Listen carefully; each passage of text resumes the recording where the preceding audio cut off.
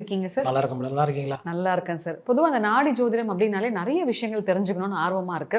இந்த நாடி ஜோதிடம் எந்த அளவுக்கு உண்மைன்னு நினைக்கிறீங்க சார்? அதாவது இந்த நாடு ஜோதிடம் அப்படிங்கிறது ஒரு 5 தலைமுறைக்கு மேலாக இது நடந்துகிட்டு இருக்குங்க. அதாவது சாமானிய மக்களுக்கு. அது இல்லாமல் அந்த நாடு ஜோதிடம் நம்ம முன்னாடி காலங்களில் அக்பர் வாழ்ந்த காலங்களில் அக்பருக்கு வாசிக்கப்பட்டதா சொல்றாங்க. அதே மாதிரி புத்தர் வாழ்ந்த காலங்களில் புத்தருக்கு வாசிக்கப்பட்டதா சொல்லப்படுது. அதனால இந்த நாடு ஜோதிடம் அப்படிங்கிறது 100% நம்பிக்கையோட நம்ம அதை அணுகும் பொழுது 100% முழுமையான பலன் அது உண்மையா நடக்கும். அக்பர்னு அப்படின்னு சொன்னீங்களா சார்? அது எப்ப தோன்றுச்சு? இதோட வரலாறு பத்தி கொஞ்சம் சொல்லலாங்க. பொதுவாக அந்த நாடு ஜோதிடம் அப்படிங்கிறது அகஸ்தியர் காலத்துல எழுதினது. பொதுவாக நம்ம அகஸ்தியர் அப்படின்னு சொன்னோம்னா அவர் ராமர் வாழ்ந்த காலங்களில் நம்ம ராமாயணத்தில் அகஸ்தியரை பற்றி பேசியிருக்காங்க, மகாபாரதத்தில் அகஸ்தியரை பற்றி பேசியிருக்காங்க. அதனால நம்ம ஒரு குறிப்பிட்டு இந்த காலத்தில் தான் அதை எழுதுனது அப்படிங்கிறத நம்ம உறுதியாக சொல்ல முடியாது.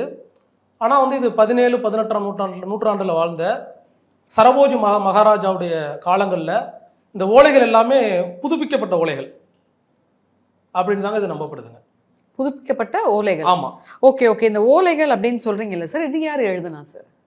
இது அகஸ்தியர் எழுதுறதுங்க. அகஸ்தியர்னு சொன்னா நேரடியா அகஸ்தியர் எழுதுனது இல்ல. அதுதான். சிவன் சிவபெருமான் பார்வதி தேவிக்கு உபதேசிச்சு, பார்வதி தேவி மூலியமா பிரம்மாவுக்கு உபதேசம் பண்ணப்பட்டு, பிரம்மாவின் மூலியமா சித்தர்களுக்கு இந்த நாடு ஜோதிடம் அப்படிங்கிறது அகஸ்தியர் கடந்து ஒரு 18 சித்தர்கள் எழுதியிருக்காங்க. பிரம்மாவின் மூலியமா சித்தர்களுக்கு உபதேசம் பண்ணப்பட்டது. டைரக்டா இல்லாம இந்த மாதிரி. ஆமாங்க ஆமாங்க.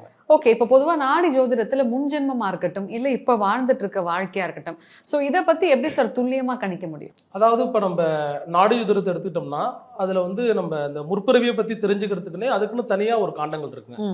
அதாவது நம்ம முன் ஜென்மத்து பாவ பரிகார காண்டம். நம்ம முற்பிறவியில நம்ம எங்க பிறந்தோம்,